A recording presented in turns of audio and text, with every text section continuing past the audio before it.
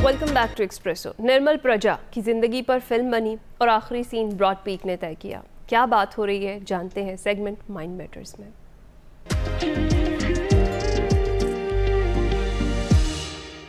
अस्सलाम वालेकुम नाज़रीन, मैं हूं वकार अहमद और आप देख रहे हैं माइंड मैटर्स। ब्रॉड पीक आपने देखी होगी मूवी, और इसके अलावा आपने 14 पीक्स जो कि निर्मल प्रजा पे बनी हुई सीरीज़ है नेटफ्लिक्स, वो भी देखी होगी। लेकिन शायद वो आखिरी सीन आपके वहम गुमान में नहीं होगा कि वो आखिरी सीन क्या होगा, क्योंकि उन सीरीज़ में नहीं है वो सीन ब्रॉड पीक पे फिल्माया गया। मतलब वो ब्रॉड पीक का जो आखिरी सीन है वो उनका हिस्सा नहीं है, क्योंकि वहम गुमान में नहीं था कि ब्रॉड पीक पे दुनिया के इतने बड़े माउंटेनियर को यह हादसा पेश आएगा। जिस तरह के ब्रॉड पीक पे 10 कोह-पैमा जो हैं वो हलाक हुए, उसमें पाकिस्तान के सोहेल सखी भी शामिल हैं। निर्मल प्रजा जो हैं, इसके हवाले से एक्सप्रेसो जो है पिछले 5 साल से लगातार आपको हम उनके वाले से सेगमेंट्स करते रहे, आपको अपडेट देते रहे कि कितने बड़े वो माउंटेनियर्स हैं। निर्मल प्रजा जो हैं वो बहुत ही एक कमाल दिमाग थे, एक अजीबो गरीब दिमाग थे। ये नहीं, उन्होंने एक ऐसा काम करने का सोचा जो कि इंसानी तसव्वुर से भी बाहर था। उसकी वजह यह है कि उससे पहले दुनिया की 14 बुलंद तरीन चोटियाँ वो मुख्तलिफ स्टाइल्स में की जाती रहीं। मैस्टर ने उनको बग़ैर अल्पाइन स्टाइल में किया। बहुत सारे जो बहुत बड़े बड़े कारनामे वाले कोह-पैमा जो हैं उन्होंने मुख्तलिफ अंदाज से ये की, लेकिन किसी ने ये नहीं सोचा कि 6 महीनों के अंदर ये 14 8000 हो सकती हैं। 6 महीने 6 दिन के अंदर, और ये 6 दिन की कुछ वजह है, अदरवाइज़ ये 6 महीनों के अंदर हो जाना था। 6 महीने 6 दिन के अंदर निर्मल प्रजा जो हैं वो 14 दुनिया की बुलंद तरीन चोटियाँ न सिर्फ सर करते हैं, बल्कि उसमें जो स्टोरी है एक्चुअली एक ही टाइम पे, मतलब बहुत ही कम वक्त के लिए नीचे उतरते हैं। पाकिस्तान में उन्होंने बहुत सारे ऐसी चोटियाँ इस तरह सर की, बहुत कम वक्त के लिए नीचे उतरे और फौरी तौर पे अगली चोटी जो है वो सर करने चले गए। ये पॉसिबल ही नहीं है, मुमकिन ही नहीं है, लेकिन उस बंदे ने ये किया और 2019 में उन्होंने ये कारनामा सर अंजाम दिया। अगर इस पूरे कारनामे को अगर आपने देखना है तो वो नेटफ्लिक्स पे जो इनके हवाले से जो मूवी बनी है 14 पीक्स नथिंग इज़ इम्पॉसिबल के नाम से, 14 पीक्स जो है उसको अगर आप देखें तो आपको आइडिया हो जाएगा कि ये 6 महीने की जो रेस थी ये क्या रेस थी।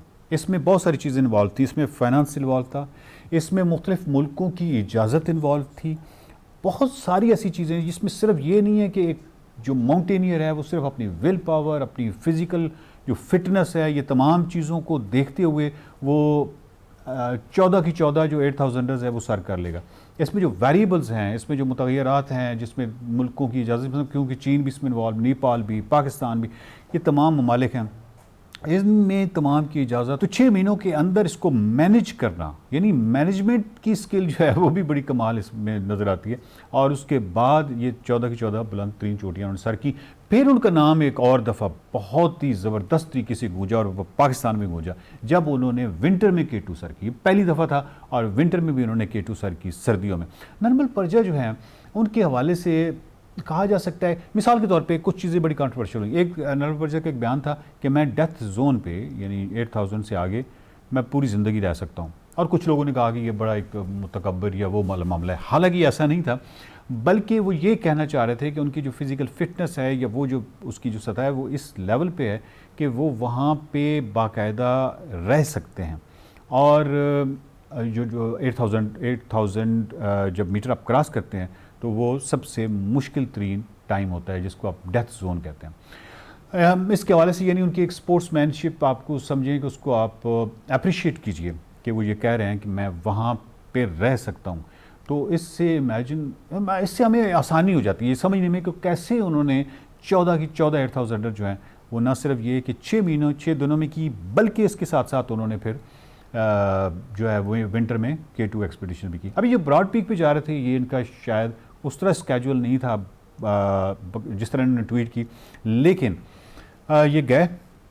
अब ब्रॉड पीक पे जो मूवी बनी है, या इसके अलावा जो मूवी जो है 14 पीक्स निर्मल प्रजा पे बनी है, इन दोनों का एंड सीन जो है वो मिसिंग है, और किसी के वहम गुमान में नहीं था कि इसका एंड सीन जो है वो ब्रॉड पीक पे फिल्माया जाएगा।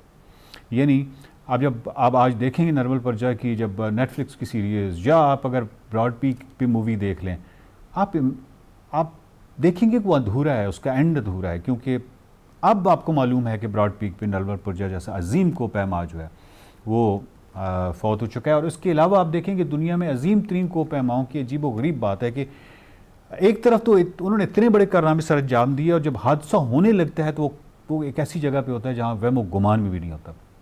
मिसाल के तौर पे हरमन बोल जो है, हरमन बोल Austrian mountaineer, German expedition helicopter के साथ जब ये नागा पर्वत जा रहे थे, नागा पर्वत सर किया, ये बहुत बड़ा कारनामा था। निस्फ सदी के बाद पहला शख्स जो नागा पर्वत की समिट पे बैठा हुआ था अकेला, और नीचे कितनी डेड बॉडीज़ थी आप इमेजिन कर सकते हैं। जो निस्फ सदी में जो कुछ हुआ वो अकेला था वहाँ पे। और आप अंदाज़ा लगाइए कि इस इतने अजीम कोपैमा की जो डेथ है ये चोगलिज़ा पे होती है, जो कि 7000 है, वहाँ पे होती है।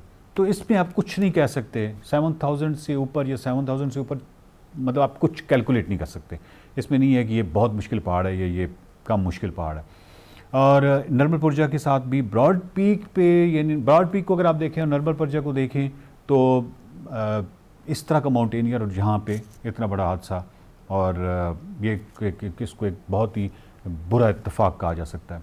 तो नर्मल पुरजा जो हैं, इसके हवाले से अगर आपने देखना है कि क्या कमाल शख्स थे तो 14 पीक्स देखिए, ब्रॉड पीक देखिए। इसके अलावा जो है पाकिस्तान में तो बहुत सारी और मूवीज़ बनी हैं, जिस तरह वर्टिकल लिमिट है, फिर नागा पर्वत है, ये तमाम जो मूवीज़ हैं इनको देखिए। आपको थोड़ा सा आइडिया हो कि माउंटेनियर्स क्यों बनते हैं, वो क्या वजूहत होती हैं, और फिर वो वहाँ पे क्या देखते हैं, ये क्यों खामोश होते हैं, ये क्यों कम गो होते हैं, ये क्यों इतने कंपोज्ड होते हैं, क्या ये फ़कत दौलत और शोहरत के लिए जाते हैं, जो कि हम एक पूरा सेगमेंट करेंगे और अब बताएंगे कि ये दौलत और शोहरत के लिए नहीं जाते फ़कत। और मीनिंग ऑफ लाइफ है, वो फ़्लो स्टेट उन्होंने अचीव करनी होती है, सनसनी या लिविंग ऑन द एज, ये तीसरी चीज़ है जिसकी चक्कर में ये वहाँ पे ऊपर जाते हैं। नर्मल पुरजा जो हैं अजीम कोपैमा, एक्सप्रेसो जो है उनके हवाले से जो आपको अपडेट करता रहा, सेगमेंट्स हम करते रहे नर्मल पुरजा पे, तकरीबन 5-1 साल हो गए हैं। और इसलिए हमें बहुत ज़्यादा अफसोस है, क्योंकि नर्मल पुरजा जो है वो कोई भी एक्सपीडिशन करते थे, जो उन्होंने जो भी कारनामे किए हैं वो एक्सप्रेसो में हम आपको बताते रहे। और आज ये बताते हुए अफसोस हो रहा है कि ब्रॉड पीक या 14 पीक्स का जो सीरीज़ है उसका जो आखिरी सीन है वो ब्रॉड पीक पे फिल्माया गया, या किसी के वहम गुमान भी नहीं था कि यहाँ पे ये फिल्माया जाएगा। नर्मल पुरजा जो है उनकी जो लेगेसी है, नर्मल पुरजा जो है जो आगे आने वाले यंग माउंटेनियर्स हैं उनके लिए बहुत बड़ी इंस्पिरेशन है। देखते रहिए माइंड